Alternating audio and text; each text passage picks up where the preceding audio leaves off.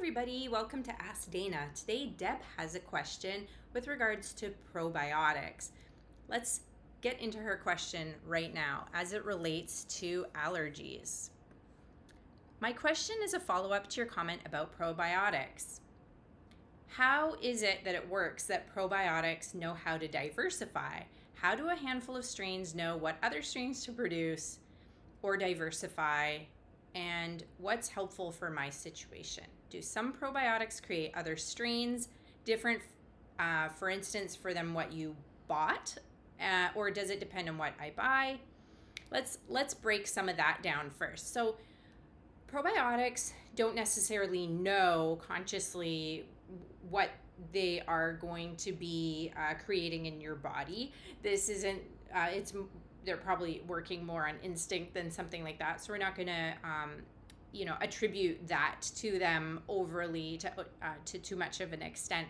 But probiotics can create more diversity by coming into the gut because the more that you change the inner workings of the microbiome, the healthier place that it is, the more that you have a wider variety of different strains of bacteria and other microbes in the gut, the better it is, generally speaking. So sometimes we like to classify bacteria into good or bad.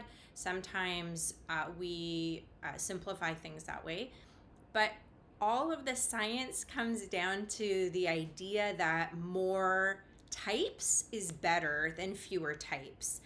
That the more types you have, the more they keep each other in check and the more that it seems to work. Even if you have some of these so-called bad types, but you also have other types of a variety of different species, you will end up with better health, better immune response, less overreactions than if you had fewer types overall, even if that meant a lot fewer of the so-called bad types.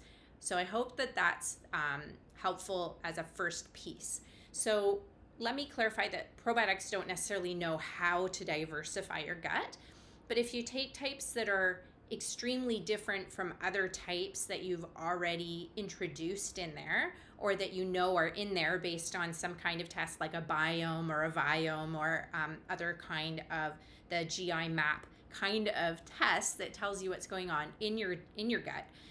If you take a type that isn't overly represented through a probiotic or some kind of fermented food or cultured food, then you are creating more diversity. So generally speaking, people in North America tend to have low diversity. We all are somewhat different in the way that we have low diversity, but most of our guts look very similar compared to the rest of the world where the diversity is hugely different.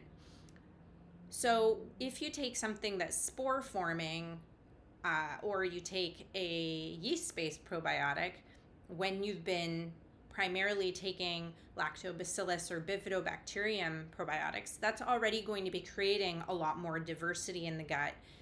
And that in itself is going to be good for you. Not because the bacteria necessarily are going to go in and make new other species, but they are going to change the amount of competition for resources, for food, for space, for adherence to intestinal walls, and they're going to potentially be secreting different kinds of compounds, making it friendlier for some types, less friendly for other types.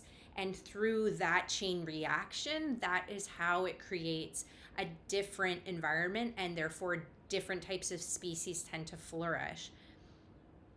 So I hope that's also helpful in explaining how they create more diversity. Now, one of the things that's been found is that if you go traveling, you will come to have different bacteria in your gut, but not always more diversity. Sometimes we swap what we had back home with what is where we go. So if we leave North America and we go to Europe and we go for 2 weeks, our gut is going to change. It's going to be represented with different strains than before, but not necessarily more strains.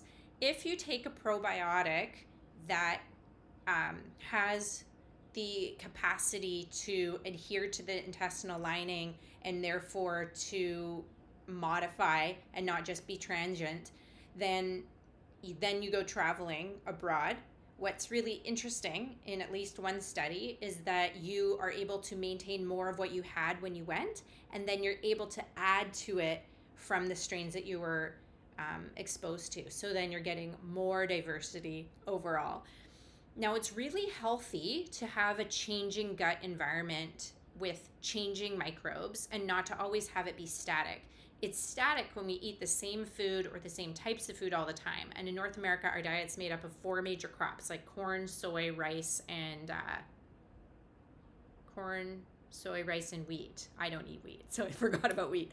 But those are the 4 major crops that make up almost everything that we eat. And most of the things that eat those crops, like we eat them too. So we're eating maybe we're eating cows or chickens that also ate corn and soy, for example. So this makes up a great majority of our diet. Whereas the Hadza in Tanzania, for example, their gut microbial situation, like what it looks like, their map of their gut is going to change seasonally.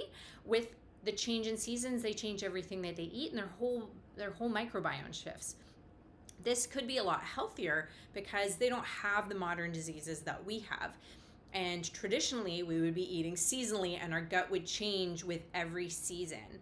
And what really impacts the gut more than just a supplemental probiotic is what you're eating, because that input is what's going to affect which strains are going to be able to multiply and grow and proliferate more than others. Because when you feed certain fibers, some strains grow, and when you feed others, other strains grow. And some strains like meat and fat, and other strains really like vegetables. And so, sorry, my cat is talking. I'm not sure if you can hear that.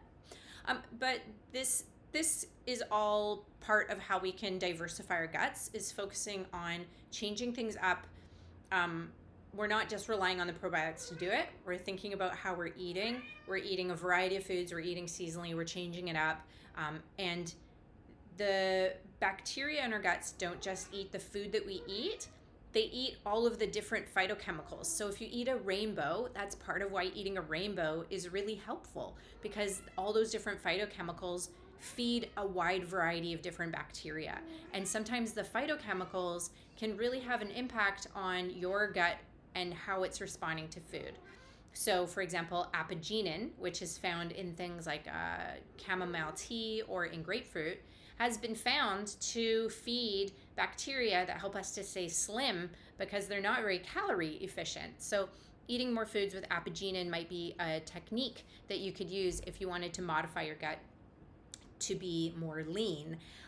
But there's a whole bunch that goes into that. So on to the next part of your question. We've talked about how probiotics know how to diversify, and we also basically, I explained that probiotics don't directly make other strains, but they are going to modulate the environment to change what strains are going to do really well. So we often have a lot of strains in there, but just some are in really small amounts.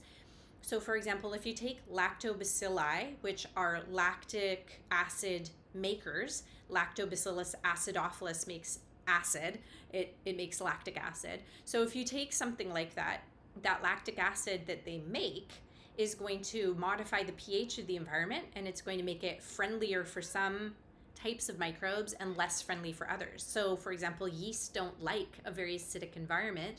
Lactobacilli tend to like to live in the small intestine. So you're going to be edging yeast out of the small intestine by introducing Lactobacillus acidophilus into the small intestine. So I hope that makes sense, that's how that interrelationship works. And so I didn't mean to imply that if you take a spore-forming probiotic that it will turn into a whole bunch of other strains. I did mean to say that often science has shown that if you take a spore-forming probiotic, you're going to quite significantly increase the diversity of your gut. But then it's great to be taking lactobacillus and bifidobacterium strains and different types of things as well afterwards, and especially to introduce fermented foods. And there's a really neat probiotic called cultured coconut out there, which has the widest variety of different strains that you can introduce to the gut as well. So I would definitely do those things. It's just that when you have histamine issues, you may know that you are uncomfortable when you eat fermented foods. So it's about healing the gut, working your way up to them by increasing diversity in ways that don't trigger any histamine reactions. And if you do get histamine reactions when you're introducing fermented foods or probiotics or anything like that, you want to heal the gut lining itself, the mucosal lining. So you want to make sure you don't have leaky gut. And you want to do things to stabilize your mast cells. And so you're not staying on a low histamine diet forever. You're using it as either a way to test what works and what doesn't, or you're using it as a transitional step to go from very irritated to taking those foods out long enough so everything can calm down and your gut can actually heal and your inflammation can calm down, and you're going to introduce some soothing things like some slippery elm or some other mucilages, some aloe, some DGL like deglycerized licorice. You're going to perhaps add some glutamine or some collagen. You're like, all of these things are good to calm that down. And then when that's calmed down or the gut is healed, you can also add in mast cell stabilizers like quercetin, berberine. You can use things like vitamin C, and all of that is going to help to calm down everything. So then you can transition into being able to add fermented foods back into your diet and build up your diversity and build up your tolerance. So I hope that helps you. That was a really interesting question about probiotics. There's more to it, but I'm going to do that in another video. I'm going to do that in a part 2 so that this doesn't get too long. So have a great day. Thank you. And be sure to check out all the rest of the videos that I've got right now on allergies.